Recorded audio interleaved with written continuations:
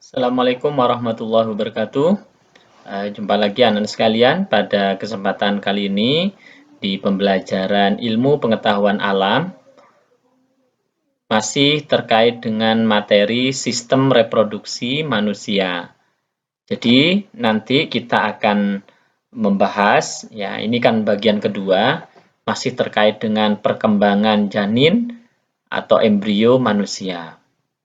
Nah, pada kesempatan sebelumnya anak-anak di bagian pertama itu kan sudah membahas bagaimana penciptaan manusia yang disebutkan di dalam Al-Qur'an, ya, di mana manusia itu diciptakan dalam sebaik-baik bentuk, ya. Kemudian manusia juga diciptakan itu untuk apa? Ya, ada dua hal. Yang pertama adalah sebagai hamba Allah, ya, wa ma khalaqtul jinna wal insa illa liya'budun. Tidaklah aku ciptakan jin dan manusia itu sebagai kecuali, ya, untuk beribadah atau untuk menghamba kepadaku, kata Allah seperti itu. Ya, yang kedua yaitu adalah tugasnya sebagai khalifatu fil ard, ya, sebagai khalifah. Khalifah di sini pengatur bumi dan seisinya untuk menjaga agar tidak membuat kerusakan di bumi. Nah, anak-anak sekalian, kita akan membahas bagaimana terkait dengan perkembangan janin atau embrio pada manusia. Nah, kita akan melihat bagaimana tahap perjalanan yang sangat menakjubkan. Maksudnya apa perjalanan, Mas? Maksudnya perjalanan yang bagaimana? Yaitu adalah perjalanan sebelum kita lahir ke dunia. Ya, karena kita dalam hal ini Pak Masuri, anak-anak sekalian, orang tua juga, orang tua kalian juga, dan semuanya manusia itu hampir sama, hampir mirip prosesnya. Ya, maka kita akan melihat tahapan-tahapan mulai dari usia kehamilan 1 bulan sampai usia 9 bulan. Anak-anak sekalian yang dirahmati Allah, pada usia kehamilan 1 bulan, nah kalau kita lihat pada gambar di sini, ya itu, ya itulah kita di awalnya, ya di mana terlihat di situ sudah terbentuk calon tali pusat. Nah, kemudian di situ ada rongga begitu ya, di dalamnya terlihat. Nah, pada usia 1 bulan ini biasanya bayi, nah kita sebut bayi ya, atau kita sebut calon bayi dulu lah, karena bayi itu sebenarnya lebih tepat disebutkan ketika sudah lahir ke dunia. Ya, biasanya bayi masih berbentuk embrio yang memiliki ukuran sangat kecil, layaknya kacang hijau. Kalian tahu kan kacang hijau? Ya, ya sekecil itulah kira-kira dalam rahim. Sebab calon janin yang berada di dalam perut baru saja mengalami pembentukan. Ya sebenarnya bukan di dalam perut ya, maksudnya itu di dalam rahimnya. Tetapi karena ya rahim dan perut itu ya berdekatan, maka kemudian selama ini kita sering mendengar orang menyebutnya perut. Padahal itu sebenarnya berkembangnya di rahim. Nah, fase pertama ini sangat rawan atau rentan sehingga ibu atau calon ibu yang tidak berhati-hati itu bisa kehilangan calon bayinya atau yang dikenal dengan istilah keguguran. Ya. Nah, kemudian memasuki usia kehamilan 2 bulan, nah pada tahap ini biasanya embrio yang ada pada rahim sudah mengalami perkembangan yang sangat pesat, di mana organ-organ dan jaringan tubuh seperti struktur dasar otak, mulut, mata, dan hidung itu mulai terbentuk. Namun, sekali lagi, bagian-bagian tersebut masih sangat kecil. Nah, dilihat di situ ya, kalian, di situ sudah ada calon mata, kemudian ada, nah itu seperti tulang ekor ya, seperti ekor itu ya. Kemudian di dekatnya itu ada calon kaki, kemudian calon tangan, ya, dan lain sebagainya. Disitulah ya terbentuk organ-organ ya dan jaringan seperti, tapi ini sekali lagi masih sangat kecil sekali ya. sangat kecil sekali. Lalu kemudian ketika usia kehamilan 3 bulan, maka membuat perut sang ibu itu akan bertambah besar. Jadi kelihatan sudah buncit. Hal ini menandakan jika semua tulang dan semua organ vital sudah terbentuk sempurna dan sudah dapat berfungsi dengan baik. Hanya saja pada usia ini ya bayi atau embrio itu belum mampu membuka matanya dan belum mengaktifkan kemampuan panca inderanya. Nah, terlihat di situ ya, tangan sudah ada ya, kemudian kalau kaki sudah ada, sudah kelihatan ada mata, kemudian di situ ada yang akan menjadi telinga. Nah, itu gambaran pada usia kehamilan 3 bulan. Lalu berikutnya pada usia kehamilan 4 bulan.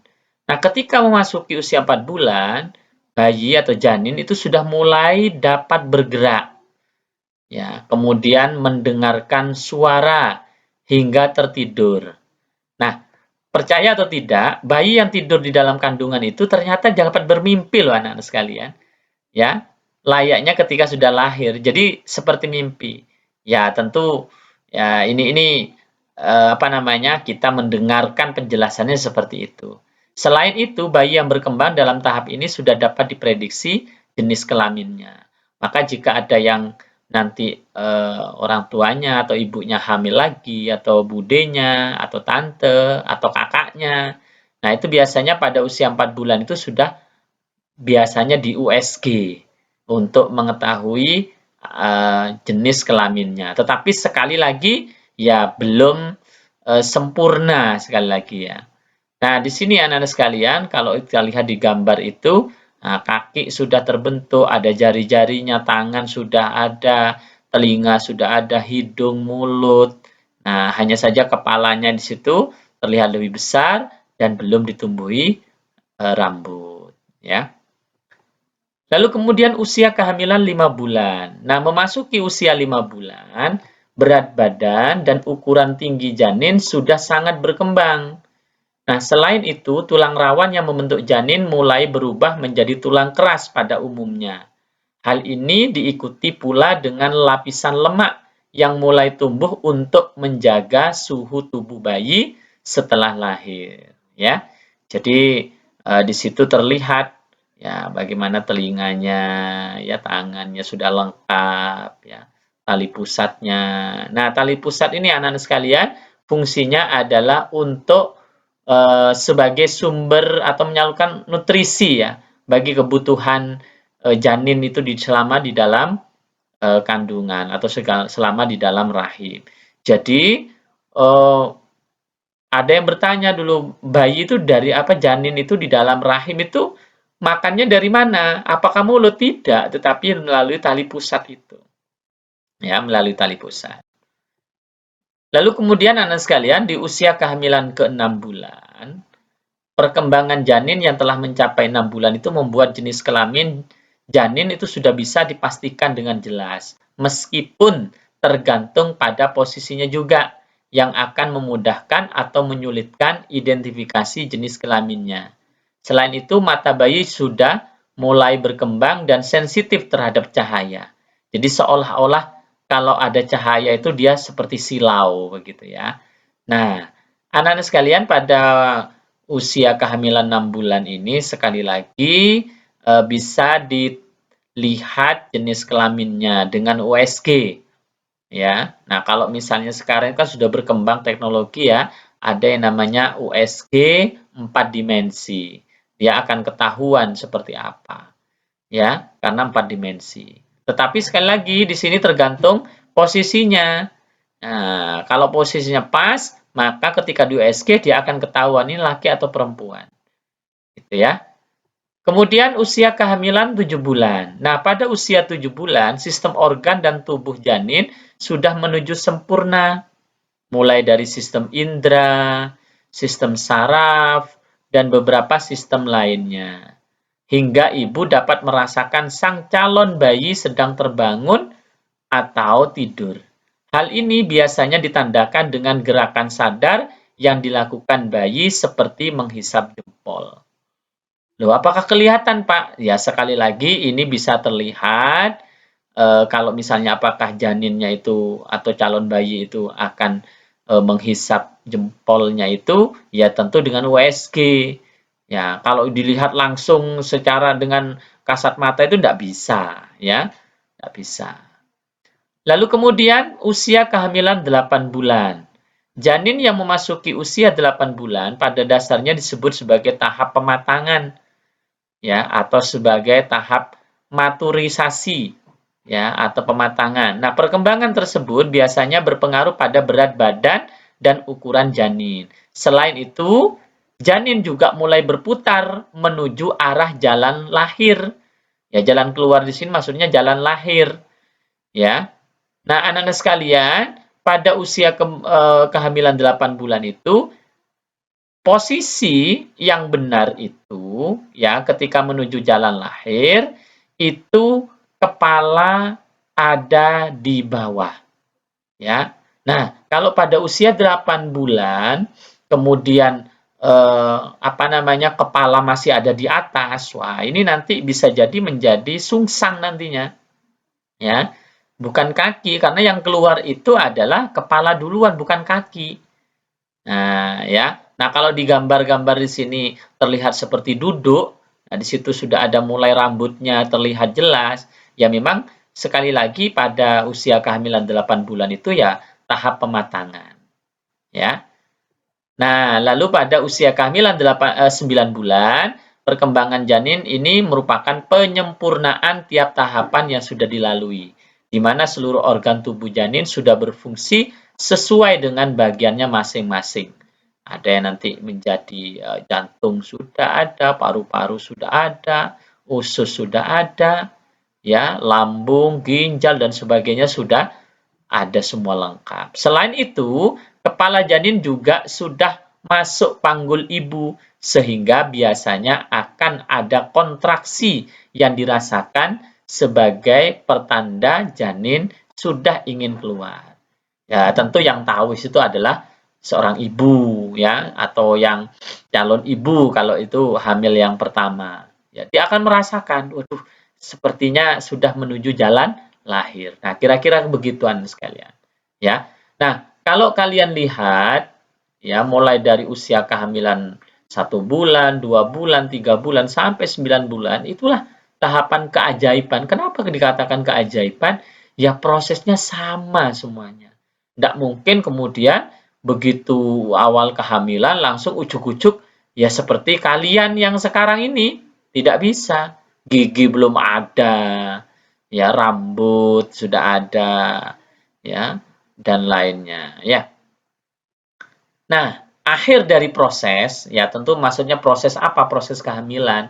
Nah, itu dia proses perkembangan janin dalam kandungan selama 9 bulan hingga akhirnya bisa melihat dunia dan bertemu ibu, ayah, serta keluarga baru lainnya. Tentu yang sangat mengagumkan itu anak-anak sekalian, ketika seorang ibu itu berusaha untuk melahirkan itu, ketika mendengar tangisan bayi, wah disitulah kemudian rasa haru itu dari seorang ibu itu biasanya pecah. Ya, maksudnya pecah itu ya dia terharu. Ya, dia kemudian nangis bahagia ketika mendengar tangisan bayi. Ya, oleh karena itu anak-anak sekalian, mungkin setelah ini kalian akan melihat video bagaimana proses jalannya atau proses kelahiran. Yang ini tentu adalah kelahiran normal. Dan di situ juga nanti ada proses persalinan atau kelahiran secara sesar atau operasi. Bisa dilihat pada video berikut ini.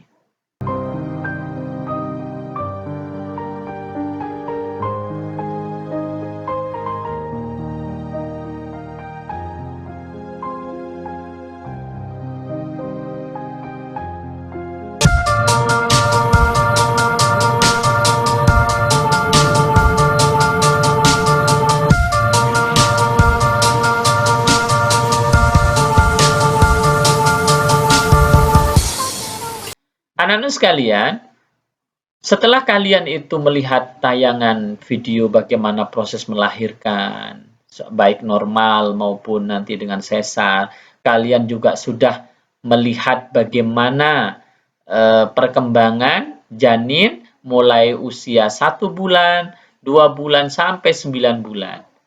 Ya, ini sebenarnya sudah termaktub di dalam Al-Quran, surat Al-Mu'minun ayat 12 sampai 14. Di situ Allah Subhanahu wa taala berfirman, A'udzubillahi minasyaitonirrajim. Bismillahirrahmanirrahim. Walaqad khalaqnal insana min sulalatin min tin. Dan sesungguhnya kami telah menciptakan manusia itu dari suatu saripati yang berasal dari tanah. Tsumma ja'alnahu nutfatam fi qararim makin. Kemudian kami jadikan saripati itu atau nutfah itu, ya, air mani yang disimpan dalam tempat yang kokoh, fi qararim makin, tempat yang kokoh. Tsumma khalaqnal nutfata 'alaqatan fa khalaqnal 'alaqata mudghatan fa khalaqnal mudghata 'idama fa qasawnal 'idama lahman summa ansha'nahu khalqan akhar fatabarakallahu ahsanul khaliqin. Kemudian air mani itu kami jadikan segumpal darah. Lalu segumpal darah itu kami jadikan segumpal daging. Nah, tadi kan terlihat mulai seperti segumpal daging. Kemudian segumpal daging itu kami jadikan tulang belulang. Tadi sudah terlihat bagaimana terbentuk tulang, dari tulang rawan menjadi tulang keras. Lalu tulang belulang itu kami bungkus dengan daging, ya. Artinya organ itu sudah terbentuk di dalam, tertutupi, ya, terbungkus dengan daging. Kemudian kami jadikan dia makhluk yang berbentuk lain. Ya, berbentuk lain di sini adalah berbentuk manusia.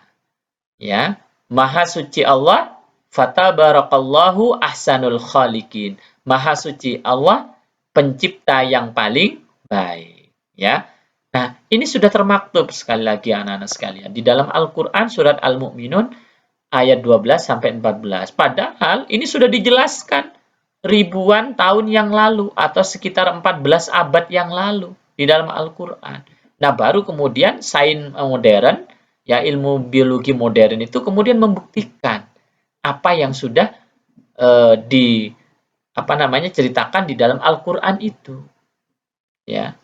Nah, apa yang harus kita perbuat anak-anak sekalian? Yang pertama adalah tawadhu. Dalam hal ini ya tawadhu itu adalah ya kita harus ya sebagai seorang makhluk, ya, yaitu ada yang menciptakan, yaitu tidak lain adalah Allah Subhanahu wa taala, maka kita harus sadar bahwa diri kita itu lemah. Kita membutuhkan yang lain, yaitu Allah Subhanahu wa taala.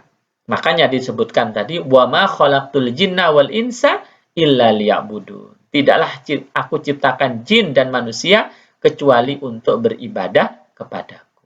Jadi kita harus beribadah, rajin sholat, ya, kemudian berpuasa dan menjalankan kewajiban-kewajiban yang lain. Lalu yang kedua, apa yang harus kita perbuat? Hormat dan sayang kepada orang tua, khususnya ibu yang sudah melahirkan kita. 9 bulan dia hamil, kemudian saat melahirkan dia itu bertaruh nyawa, ya, antara hidup dan mati. Lalu kemudian ketika kalian sudah lahir, ya, apakah kita mau untuk kemudian membangkang kepada orang tua yang telah melahirkan kita? Tentu tidak, kan? Karena itu merupakan sebuah kedurhakaan di dalam Islam. Anak-anak sekalian yang dirahmati Allah, selanjutnya kita harus mengenali penyakit sistem reproduksi. Karena bagaimanapun yang namanya sistem organ itu pasti ada gangguan dan penyakitnya. Nah, apa saja gangguan atau penyakit pada sistem reproduksi kita? Yang pertama adalah sipilis, ya, atau disebut dengan raja singa atau sipilis. Nah, ini sipilis ini disebabkan oleh bakteri Treponema pallidum, ya, di mana bakteri ini bisa menyebar melalui ya hubungan seksual dengan penderita sipilis. Kemudian bakteri ini juga dapat menyebar lewat celah luka pada kulit setelah menyentuh penderita. Jadi ini biasanya ditandai dengan tadi ya adanya bercak-bercak merah ya, dan itu bercaknya tidak kemudian langsung hilang begitu, tidak. Ya, dan ini bisa termasuk kategori PMS atau penyakit menular seksual. Lalu yang kedua adalah gonorrhea. Ya, gonorrhea. Nah, penyakit gonorrhea ini atau dikenal dengan istilah kencing nanah itu disebabkan oleh bakteri Neisseria gonorrhoeae. Ya. Nah, biasanya nanti dia akan, kalau dilihat di gambar di sini, dia akan menyerang pada sel-sel darah putih, kemudian dia nanti akan pada yang penderitanya itu ya akan seperti kencing nanah begitu. Kemudian yang berikutnya adalah herpes genitalis. Nah, herpes genitalis ini disebabkan oleh virus herpes simplex. Ya. Nah, di sini dia kalau gejala-gejalanya di situ terlihat ya awalnya demam, nyeri otot, lemas. Kemudian yang berikutnya ya maka nanti akan ini rasa sakit saat buang air kecil, kemudian keluar cairan dari kemaluan yang mana biasanya itu berbau ya. Ya, karena apa? Karena sekali lagi ini adalah infeksi. Yang berikutnya adalah kanker serviks. Nah, kanker serviks itu adalah ya sel yang tumbuh pada leher rahim atau mulut rahim. Biasanya infeksi ini menular dari hubungan seksual dan dapat dideteksi dengan cara pap smear. Ya. Nah, itu dan ini anak-anak sekalian termasuk penyakit atau gangguan pada organ reproduksi yang sangat ditakuti oleh seorang perempuan. Ya. Berikutnya adalah kandidiasis atau biasanya kita kenal atau untuk yang wanita itu dikenal dengan istilah keputihan. Nah, ini disebabkan oleh jamur kandida yang menyebabkan iritasi, kemudian rasa gatal, dan keluarnya cairan abnormal atau berbau dari vagina. Berikutnya yaitu adalah HIV/AIDS. Nah, HIV itu adalah virusnya, Human Immunodeficiency Virus, kalau AIDS itu adalah penyakitnya. Nah, anak-anak sekalian, estimasi jumlah kasus HIV/AIDS di Indonesia itu sebanyak 640.443 kasus. Nah, ini yang ada di Indonesia, ya. Oleh karena itu, ini sekali lagi menyerang sistem kekebalan tubuh. Dan ini tidak ada obatnya, gitu ya. Oleh karena itu, maka ya kita harus, apa yang harus dilakukan? Ya, kita harus jaga kebersihan agar terlindung dari penyakit yang mengganggu sistem reproduksi tadi. Nah, anak-anak sekalian, berikutnya adalah tugas kalian, pelajari lagi tentang tahap perkembangan janin atau embrio manusia tadi. Kemudian tugas yang kedua adalah kalian kerjakan latihan soal atau evaluasi pada modul online halaman 9 yang kemudian dikerjakan pada kertas dan dikumpulkan pada tanggal 7 Agustus 2021 ke sekolah atau ke madrasah. Ya, jadi tolong dikumpulkan di madrasah, dikerjakan pada kertas, kemudian tulis nama, kelas, dan tanggal penugasannya. Mungkin itu anak-anak sekalian. Jika kalian itu nanti butuh informasi, ada kesulitan, silahkan bisa menghubungi Pak Masuri di 085 790 714 007.